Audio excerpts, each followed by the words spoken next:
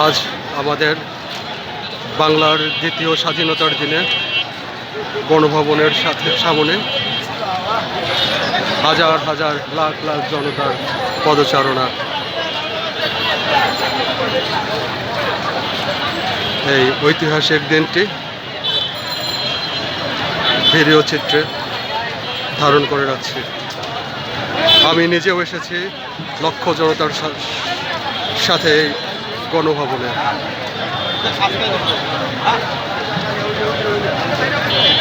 আমার ভাগ্যে গণভবনের একটি জায়নামাজ ছুটেছে, যেটাতে হয়তো আমাদের স্বৈরাচার মেজো আপা তাহাজ্জুদের নামাজ পড়তেন।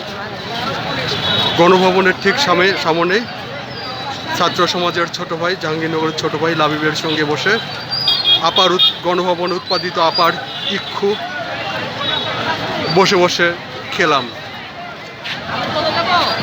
আর মানুষের এই স্বাধীনতা উদযাপন করলাম।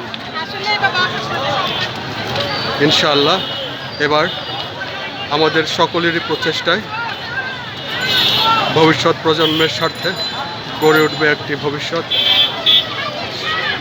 সৎ, শিক্ষিত, সৃজনশীল, আলোকিত, অধ্যাবসায়ী ও মানবিক বাংলাদেশ।